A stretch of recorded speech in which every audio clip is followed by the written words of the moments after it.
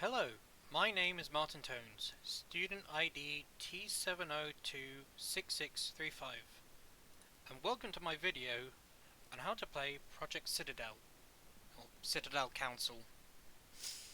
So, what exactly is Citadel Council?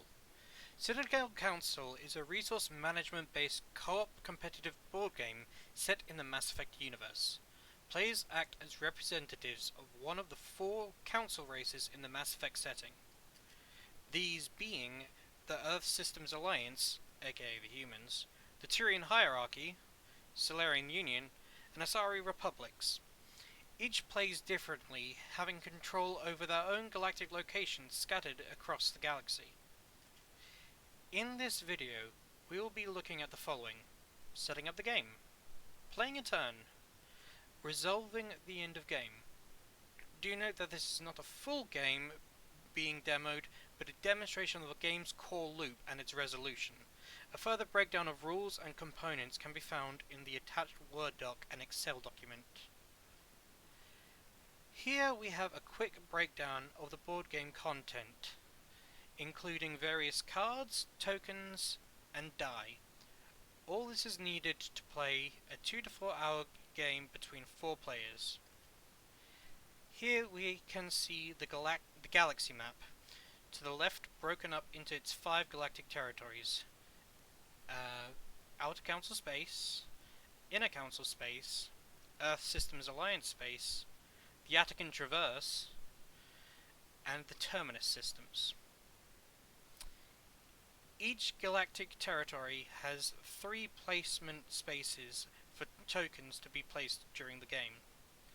To the right, we have the Galaxy Location Chart. This chart lists all the locations in the galaxy, along with what kind of location they are, SS standing for Space Station, HW for Homeworld, and C for Colony. It also lists the faction they are aligned with, the resource they produce, and where they are located on the map. Everything has been color-coded and labeled for player ease. Here are some examples of the galactic location cards found in the game. Each faction has 11 location cards that they directly influence. These are marked as such under the location card's name, along with that kind of location, what kind of location they represent. Yellow for Solarians, blue for Asari, green for humans, and red for Turians. These locations can be harvested from each turn by the representative player. A maximum of 3 locations can be harvested from in a turn. The amount of resources and what kind they can get depends on the location's rank and its central symbol. M stands for military, T technology, D diplomacy, I industry, and E economy. Locations marked with an A stand for any, meaning any resource can be harvested from this location. Small tracking tokens are placed in the rank trackers at the bottom of the location card. Players can harvest resources equal to the location's rank. Each location starts at rank 1 and can increase or decrease as play goes on. Players can actively increase a location's rank by spending industry equal to the location's rank plus 3, e.g. going from rank 2 to rank 3 requires 5 industry. Should a location be reduced below rank 0, the planet is destroyed. You can also see where the location is located on the galactic map just above the rank tracker. Here we have some examples of unit cards. These are cards that players can purchase in-game with the indicated resources at the bottom. They have a specific set of rules that can be activated upon purchase. Do note that agent cards cannot be used in the turn they were bought unless it is the final turn. Each can be used a certain number of times, as indicated in the grey box at the lower left side of the card. Faction-specific cards are only available to that specific faction and are kept separate from the other non-aligned unicards. These faction-specific cards are kept to one side for the player to purchase if and when they like. Non-faction-specific cards are indicated as such with their faction tag coloured black with white text. These are part of a shuffled deck that the players can purchase from. More on this later. Here we have event cards. These cards represent the dangers present in the Milky Way galaxy. These compose a range of threats from minor issues that compromise a single location through to major multiple galactic location threats. Some may have rules that apply immediately, some are continuously in effect until resolved, and some are resolved at the start of the next turn, if not dealt with. Some may even have small benefits attached when resolved. If a player can independently finance the resolution of an event card, they are to be rewarded with victory points equal to the amount of resources they spent divided by 5, rounded down. Some event cards are considered faction cards. These are indicated as such under the title of the event. Should a player of another faction resolve this event, they score an additional victory point. Some events require a specific token to be paid to resolve. Some require a Spectre Token to be paid to be resolved, as indicated on the Assault on Citadel here. These cards cannot be financed independently and as such do not score victory points. Here we have 3 special tokens. To the left is the Spectre Token. Spectre tokens are each worth 4 of any resource and can only be played if the council agrees upon them during the council phase. The pool starts with 3 and is refreshed at the start of each turn. This pool can be increased or decreased as players continue. In the center we have the Quarian Flotilla token. At the start of the game, the Quarian token starts in the Attican Traverse on the galactic map. Whilst the Quarian Flotilla is present in a galactic territory, all industry generated by galactic locations are reduced by 1, while all technology generated is increased by 1. This increase/decrease does not affect the galactic location's rank when determining any other rules. Should an event relocate the fleet, players roll a die appropriate for the number of available locations to travel to on the map, e.g. if 3 Reaper tokens are already in a galactic territory, the Flotilla cannot migrate there. Finally, we have the Reaper token to the right. If a Reaper card is drawn from the event deck, then you must add 1 Reaper token to the galactic map. If 3 Reaper tokens ever occupy 1 galactic territory, all galactic locations in that territory are treated as compromised. To remove a Reaper token from the map, players can spend 15 military. If a soldier unit card is used to resolve a Reaper token, they are considered as 1 less military for the encounter, e.g. a soldier unit normally worth 3 military is only worth 2. When added to the map, the Reaper will attack a galactic location depending on the event card. Should the galactic location be reduced to rank 0, the location is permanently destroyed. Once their current target is destroyed, a random player rolls 1d100 and consults the galactic location chart. The resulting galactic location is attacked by the Reaper, and the Reaper token is placed on the galactic map in the appropriate territory. This process is repeated until an available galactic location is found if the original roll does not work. Finally, here is an example of one of the faction cards. Each faction generates a certain amount of resources each turn. The amount a player starts with turn 1 is indicated with the X on the grid. These values can also increase and decrease during game. A player can increase how much they generate next turn by spending an amount equal to their current rank of the resource they wish to improve. For example, increasing the Asari Republic's industry from 1 to 2 will only require 1 industry, while improving their diplomacy from 4 to 5 requires 4 diplomacy. In addition, each faction has special abilities they can use in the game. Going forward in the demonstration, I'll be playing as the Asari Republic. Now time to set up the game. For the galactic map, all that we need to be done is add the Quarian Flotilla token to the Attican Traverse. Here is a recommended layout for players to use when setting up their faction. Players start with their starting allotment of resources as seen on the faction card.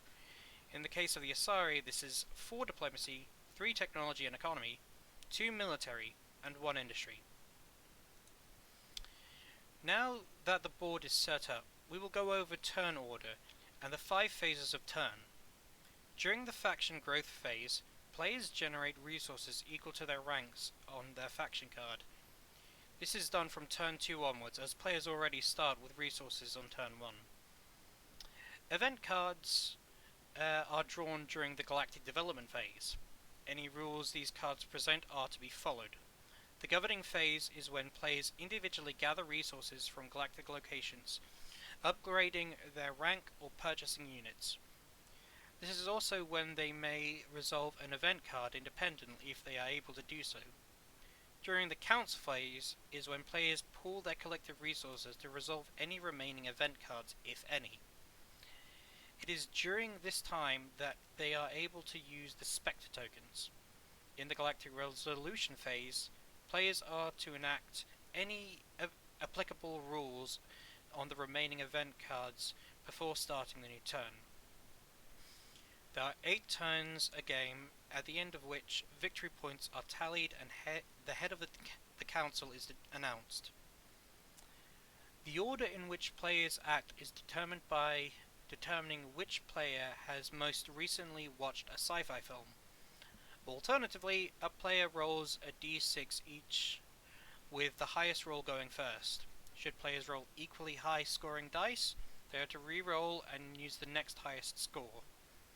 Players then act clockwise around the table. At the start of a new turn, the next person to act first is the player to the left of the last person who went first. For the sake of ease, I will be going first in this example. Starting the game in the Galactic Development phase, players pull 2 cards from the event deck. Each card has rules that affect play and can be resolved by paying the indicated number of resources required. Players draw 2 cards plus 1 extra for each even-numbered turn of play, turn 1 being 2 cards, turns 2 to 3 being 3, turns 4 to 5 being 4, turn 6 to 7 being 5, and turn 8 being 6. The cards we have drawn are Bloodline Disputes, a Solarian event, and Escaped Ardakyakshi, an Asari event. The Solarian event does not affect me as an Asari player, but the second does, compromising Lessus, one of my galactic locations. As such, I then turn my Lessus card 90 degrees clockwise, compromising it.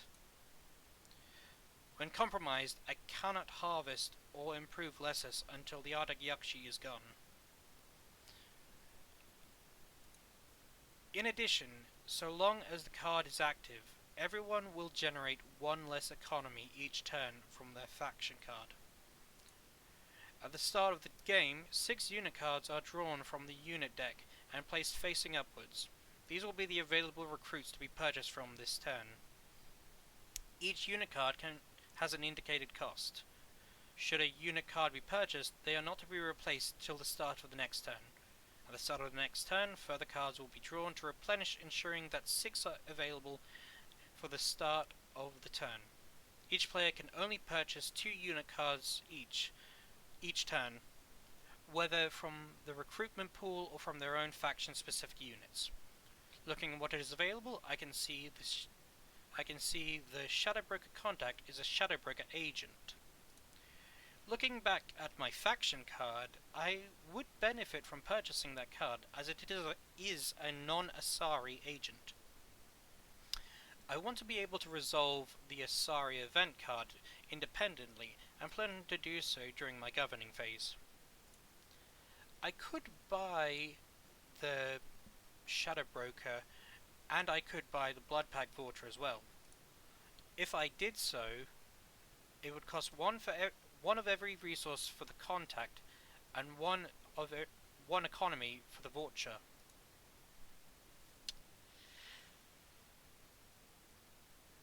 That would leave me with 0 industry, 1 military, and 1 economy, 2 technology, and 3 diplomacy, and the ability to upgrade one of my faction card ranks. Let's say Industry.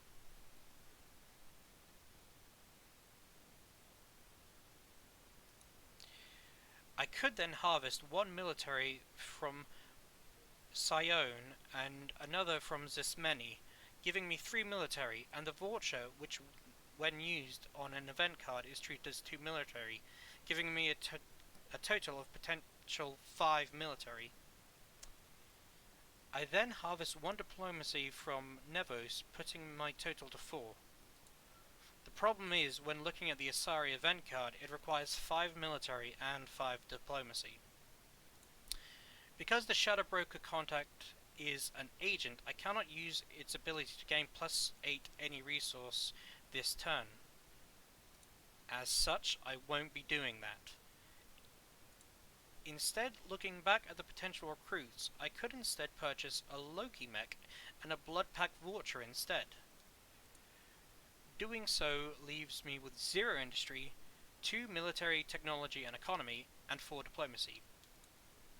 I can then harvest from Chalkos and Selvos, regaining the technology and industry I spent, and then harvest Nevos for 1 diplomacy, bringing my total to 5. Now, by activating my 2 soldier units, I can put a total of 4 military to 1 event card. I then can spend 1 of my military and 5 diplomacy to resolve the Asari event card. Resolving the Asari event card rewards me with 2 victory points.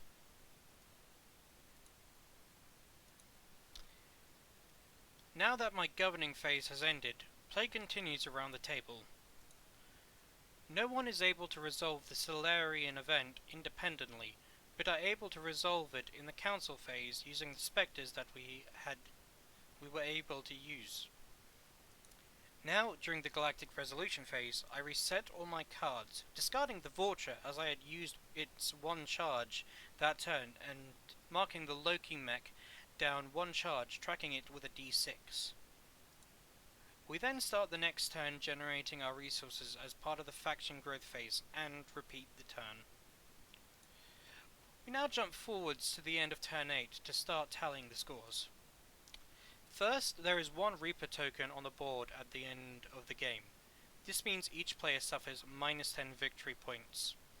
Additionally, we were unable to resolve 1 event card at the end of the game, meaning each player suffers an additional -7 victory points.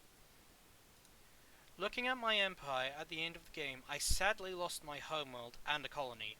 This means I suffer -7 victory points for losing my homeworld and -3 victory points for my colony.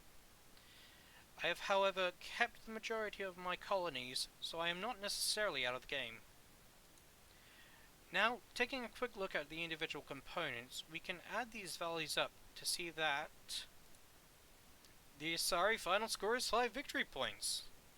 This is still enough to remain on the council, but if we were to compare with the other races, we can see that Solarians scored 2 victory points, Humans scored 15 victory points, and the Turians scored... oh dear. So at the end of the game, humanity sits at the head of the council. We may have lost our Turian allies in the fight, but they will be remembered as heroes who died so we could live. Thanks for watching.